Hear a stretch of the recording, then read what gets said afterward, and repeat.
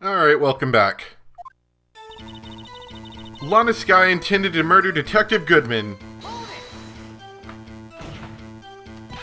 You've said that, but you haven't told us how, you know. That's what I'm about to tell you, rookie. I believe what she just said was a mere prelude to the story she is about to tell. Try not to interrupt her again. Rookie. Never interrupt a storyteller. It's like pulling a bun out of the oven half-baked. Something's half-baked here, alright, and it's you. Try not to confuse the defense witness. They're not very quick on their feet. Now, why do you believe the suspect had intentions to murder the victim? Her actions speak for themselves. That's why she called the victim all the way to the prosecutor's office. You have no proof that Miss Skye called him there. You have no proof that she didn't. Mr. Edgeworth, thoughts? There's no record of a call made on the defendant, Miss Lana Skye's phone. She might have written him a letter. Come on, you could have tried public phone first at least. In any case, the victim came to the prosecutor's office, where he was murdered. Oh man, I almost got the fly. Almost. Anyway. I'm sure he had a reason to be there. Witness? Why do you think it was the suspect who summoned the victim that day? I'm sure the chief prosecutor had a grudge against the victim. What kind of grudge? Well, I wouldn't know that. Of course you don't. That's because she didn't have a grudge. Rookie. I have a lunchbox here. Now, what's inside? How am I supposed to know? See? We agree there's a lunchbox here, but we don't know what's inside. A person's life is like a lunchbox with pretzels. Don't you agree? I get it. That's why my lunch was so salty. This judge isn't very good with metaphors. The suspect had a grudge against Detective Goodman. Will you tell us your basis for thinking this? It's simple. Nothing else could drive that human machine to plunge the knife in again and again. A human machine? That's a contradiction! Please. Can't you find fault with something of substance, Mr. Wright? Note to self, Mr. Edgeworth's sigh smells like a citrus fruit. You say again and again. How many times did she stab him exactly? We often say chop into 1,000 pieces, but we don't actually mean 1,000 pieces. What difference does it make if the deed is done? How come she's getting mad at me? Let's just say she stabbed him several times and leave it at that. Leave it at that? This is a murder case, people. Mr. Wright, you should speak up if you have an objection, you know? Miss Stars turned out to be as short-tempered as she looked when we met her. Challenging her abilities as a detective really set her off. The short wick burns out the fastest. It's a scientific fact. I wonder, wouldn't it depend on the size of the candle? I mean, add more wax and even a really short wick will burn longer. Obviously, more scientific testing is required. Alright. So the very obvious point to hit on here is nothing else could drive that human machine to plunge the knife in again and again. Which, if we look at Goodman's autopsy report, death due to loss of blood, 1 knife wound, died within an hour and a half, but it's the 1 knife wound.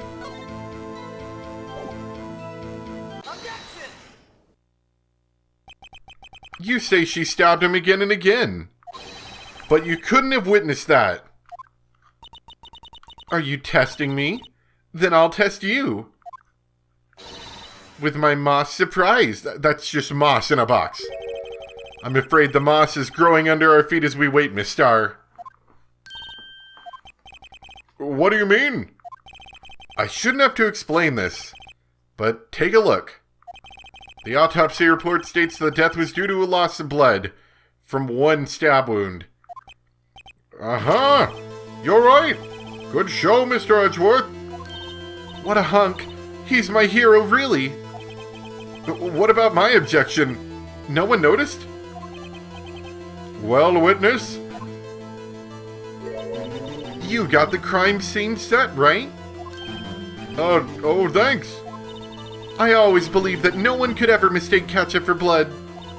But now I realize that such mistakes are possible.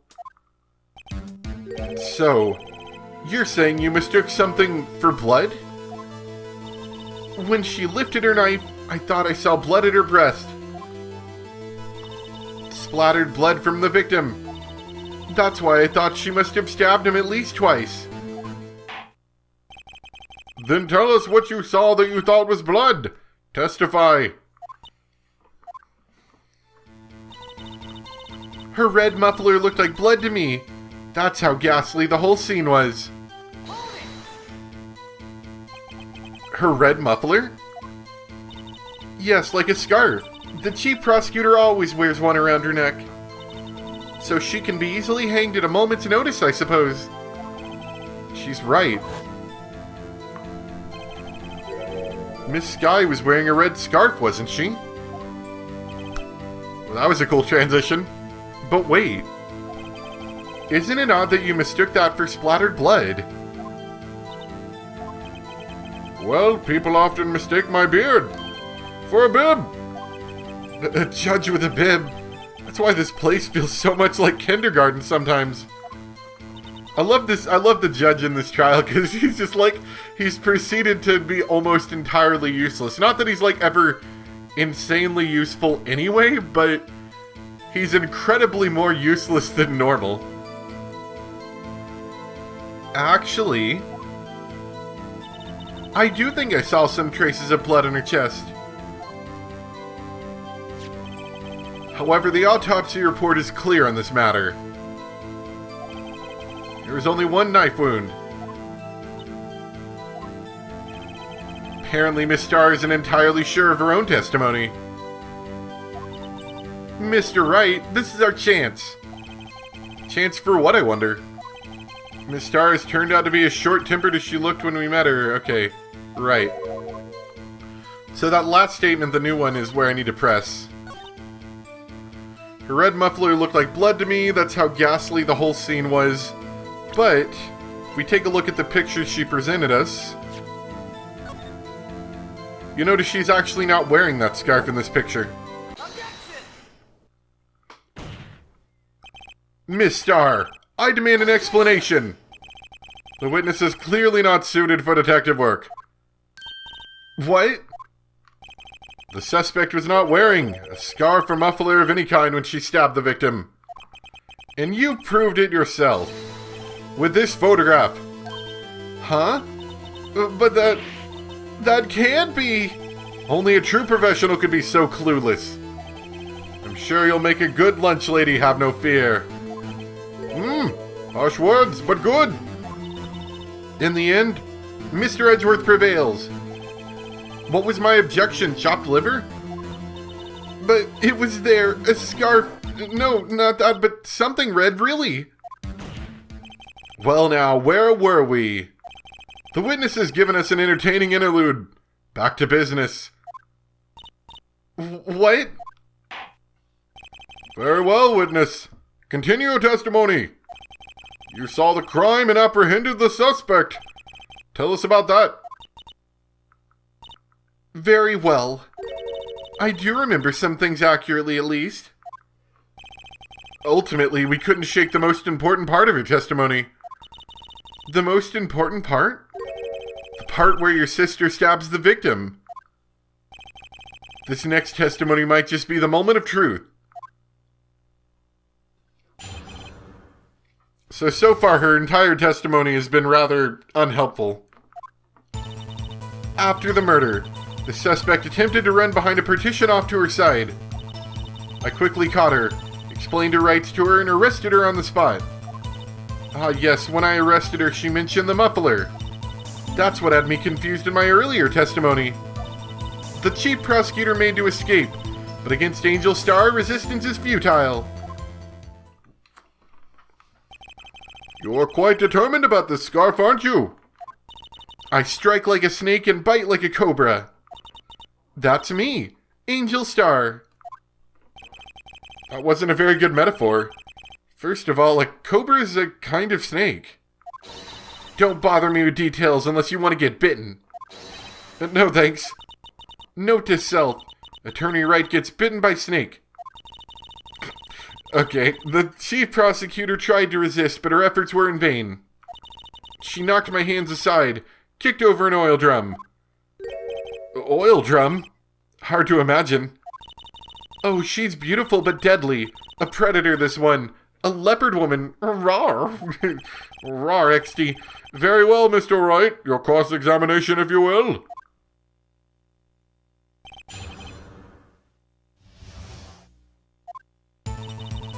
After the murder, the suspect attempted to run behind a partition off to the side. So where is this partition on the floor plans? I'm sure she means this wall next to the car. That's right. There was a wall there, about 6 feet high. She was obviously trying to hide herself. Quite a natural thing for a criminal to do. And what did you do then? I quickly caught her, explained her rights to her, and arrested her on the spot. You say quickly, were you close to the suspect? As I just said, I was only 30 feet away from her the whole time. Maybe I should press her for more details. Yeah, definitely. I'd like to see this on the floor plans just to be safe. The Lunchland car was... She was a visitor. Thus, she was parked in B block. So you witnessed the murder from here? That would make it about 30 feet from the car, yes. Oh, that would be 30 feet from the car, yes. Is that correct, Miss Starr? Yes, that's right. But there was a chain link fence in front of you? I went over it, of course. Amazing! The cough-up queen, lunch lady athlete indeed. It would have taken her a little time to climb over the fence, so she couldn't have gotten to my sister that fast. Yeah, that fence was about 9 feet high, too. How come Miss Sky didn't get away? When I arrested her, she mentioned the muffler. She mentioned the muffler? What exactly did she say? If I remember exactly, I would have told you in my testimony. Cheeky. Anyway, all I heard her say was the word muffler. Just that one word? So, what you heard wasn't the suspect talking to you, but someone else? Yes, the chief prosecutor was talking on her phone. Her phone? You mean this cell phone? Yeah, of course, ask further. By phone, do you mean this cell phone discovered at the crime scene? Yes, ultimately. Ultimately? My memory... It's like a salmon, heading upstream, you see. No, the court doesn't see, Miss Starr. That doesn't make any sense. The chief prosecutor first attempted to use the phone hanging on the wall. On the wall? That's right. Near the car, there was an emergency phone on the wall. Apparently, it was out of order. And so she used her cell phone. Cellular telephone, as it were. Indeed, the emergency phone was out of order that day. That's pretty bad considering there was an emergency and the emergency phone just happened to not be working on the emergency. Good witnessing, witness. Good witnessing? Whatever happened to good testifying? You should, of course, add this to your testimony. The things I do to please the rookie defense attorney. That's rather convenient that the emergency phone wasn't working. She gave up trying to use the phone in the wall and used her cell phone. Do you think you could restate your testimony for the court? I was going to ask the same thing. I'll only say this one time, so listen close, rookies.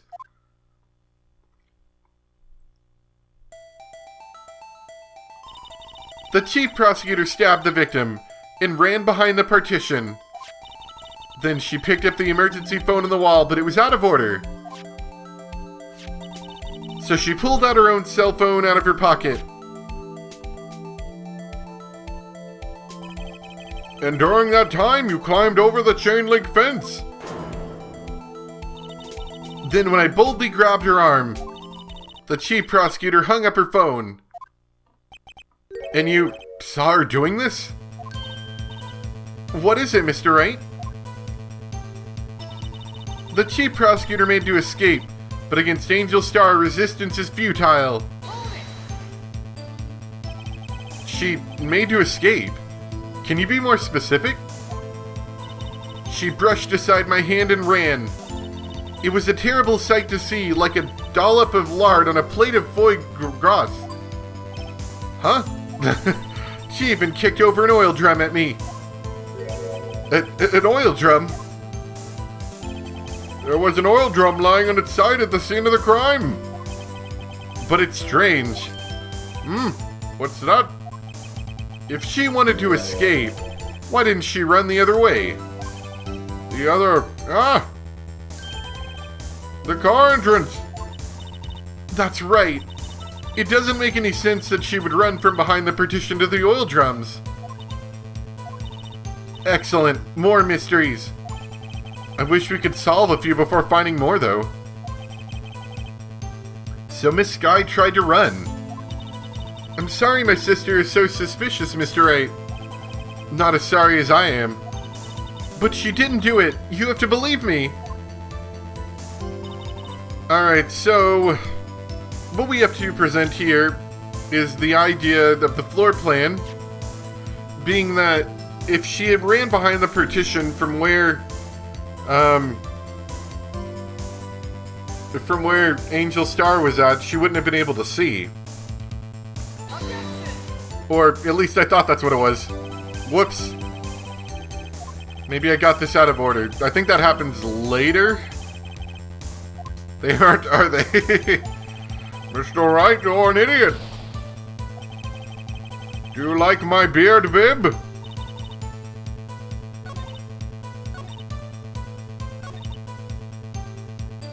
Maybe it's here.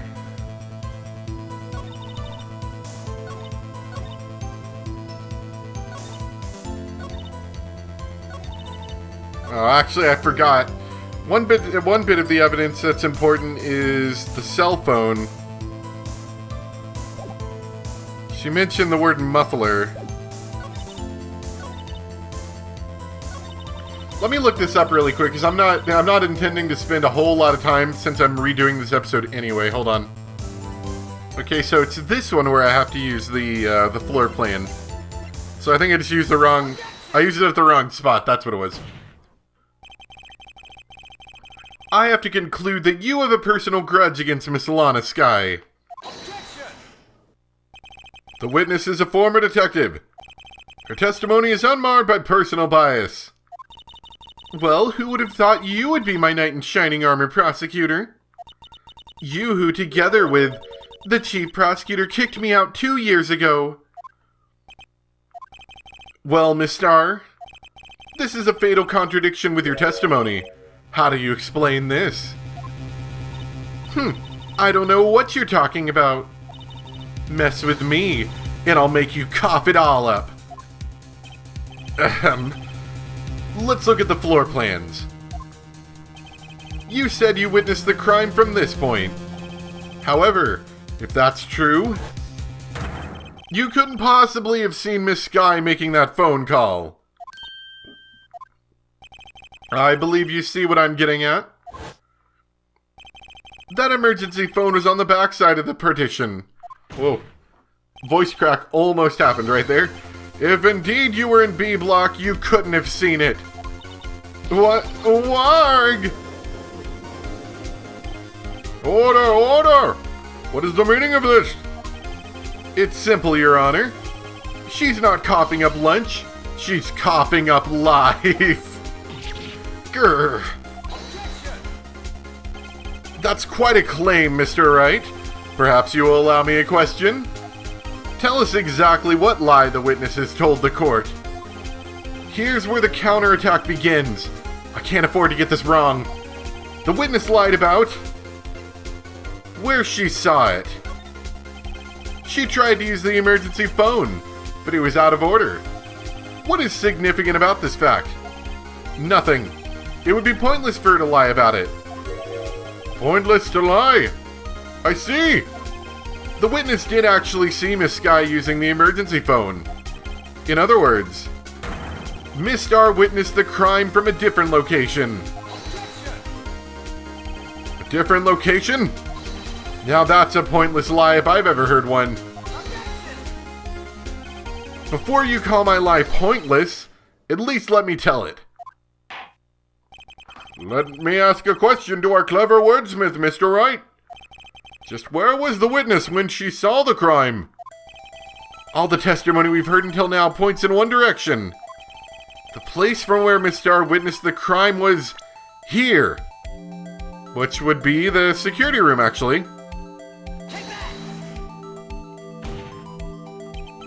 This is the only place where she could have been. The security guard room? Indeed, the security guard room in the underground parking lot is well positioned. It's built on the second level so you can see the entire lot. She would have been able to see the emergency phone from there. But why there? There are many other places where she could have seen the phone. Not in this case, Your Honor. The witness, not being part of the prosecutor's office, couldn't park in A block. The only place where she could have seen the crime and the back of the partition is here. I remember in your testimony you said you brought a lunch to your boyfriend in the security guard room, yes? Well, Miss Star, how many years have I been getting the better of men? To think that the tables could be turned. Today a man has gotten the better of Angel Star. Order! Order! Witness, what have you done? Used to be detective, you should know better. I'm not turning back. The guilty will be punished. And I'll do what I must to make sure justice prevails. The guilty... Is she talking about Miss Sky? Mr. Wright, doesn't this strike you as odd? Why did Miss Star lie? It doesn't make sense. Huh? She could have just said she saw the crime from the security guard station. It wouldn't change anything. Exactly. This photograph tells all. It was the defendant who stabbed the victim. That truth still stands. It still stands? I disagree, Mr. Edgeworth. What? If a witness is found to be lying, they're guilty of perjury. She knows this. Or perjury, I should say. She wouldn't risk that without a good reason. So tell us what her reason was, Mr. Wright. Huh? Me? Who else? Mr. Wright, let's review what we know. Miss Star witnessed the crime from the security guard station. But she lied and said she saw it from B block. It must make a vital difference, but what? What would change? If I'm not mistaken, I believe it's the distance to the crime. It changes the distance between her and the scene of the crime. My condolences, Mr. Wright, but one look at the floor plans and it's quite clear. The distance between the scene of the crime and the guard station is 30 feet. I don't see how that would change what she could see. What she saw is not in question here. What matters is the time it would take her to reach the scene of the crime. Miss Star, you witnessed the crime from the security guard station. Now, how long did it take you to go from there to the scene of the crime where you arrested Miss Sky? Well, witness? You... Yes? You ordered the squid wheels, right? The quality of my lunches has gone from low to inedible. I was bringing a PB&J lunch with fresh boysenberry jam to my boyfriend. Boysenberry for the boyfriend! I don't know why, but that line just makes me laugh. He wasn't in the station, so I waited. I witnessed the crime from the glass-walled station.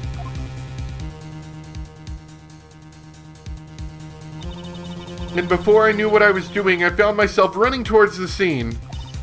But the door was locked. I couldn't open it.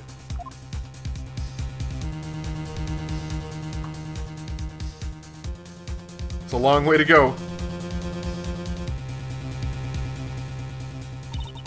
That's why I had to go through the visitors parking in B block.